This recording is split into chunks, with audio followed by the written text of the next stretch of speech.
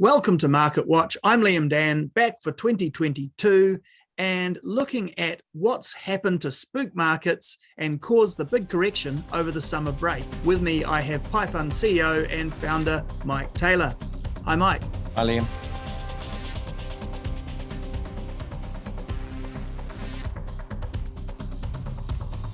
Correction territory over the summer break there. Big hit, especially to the tech sector, with hundreds of billions of dollars coming out of that market in the US. First of all, where's that money gone? Is it's leaving the Meta / Facebooks of the world? Where does it go? Yeah, that's actually a really good question, because often we think when markets fall, the money sort of is just wiped out.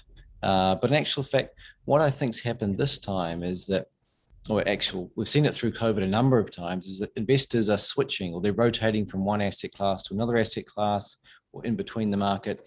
And I think what we've seen this year is that another rotation's occurred out of the high growth tech names into the likes of energy and financials. We've talked a bit about the threat that inflation and higher interest rates poses to those growth stocks, but run me through again, why are they, particularly something like Meta, but that sector, why has it been hit so hard? Well, Meta's a little bit of a stock specific issue, and that's because their user growth has slowed, and it's the first time ever that Facebook's had negative or decline in Facebook users. So that's specific to Meta.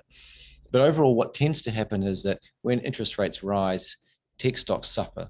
So the companies with long dated cash flows, so the businesses that are kind of burning cash, not making profits now, expected to make profits in the future, when interest rates go up, that tends to mean that the valuation for those companies goes down. For those who've been following these things closely, I mean, we've talked about the prospect of interest rates for a long time, a year at least, as inflation has been building. Why does it still sort of come as almost like a shock to the markets? And has anything changed to sort of flick that switch? Well, I think last year the Fed was quite convincing in telling markets and investors that they believed that inflation was going to be transitory. This was one-off, would have a short spike this year, and then it would decline again. I mean, initially, they didn't talk about rate rises till 2024, then it was 2023, and then suddenly we came into this year and they had an inflation print of 7%, and all of a sudden it's, hang on, actually, we're going to do possibly 5 rate rises this year.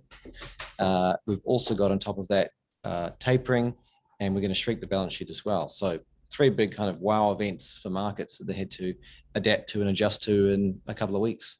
Sure, and I guess as we all know from the grocery shop and what's happening at the petrol pump right now, inflation is really starting to bite at a consumer level. I mean, what are the factors that have made that so sustained? There was a lot of debate last year about whether it was transitory or not. If it is transitory, it's certainly a much longer version of it than we all hoped. Yeah, I mean, the labour market is tight in many of these countries. New Zealand's a good example. So when the labour market's tight, how do you get this last sort of 1 or 2% of people in the labour force to participate and to work, to come out of retirement, or to come off unemployment benefits? And to do that, you need to entice them. And if you're enticing the low end of the market, then everyone else is going to shift up. So you got wage price inflation there. At the pump, when we're seeing petrol prices, I think this week, 91's above $3, that hits the consumer's wallet. Unfortunately, we haven't all transitioned to EVs yet. So if you've got an extra, if you're less $10 or $20, you're not going to spend it on something else. So that affects consumer behavior.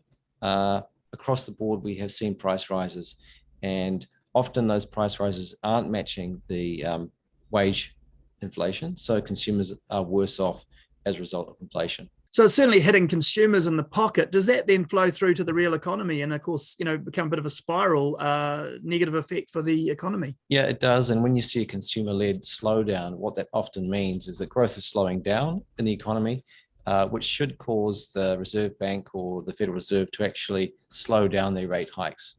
So it'll be interesting this year to see how they react to that, because we might have a situation where inflation is still running high, but economic growth is slowing down. So how will they address that? Will they still continue to try and fight inflation with rate hikes?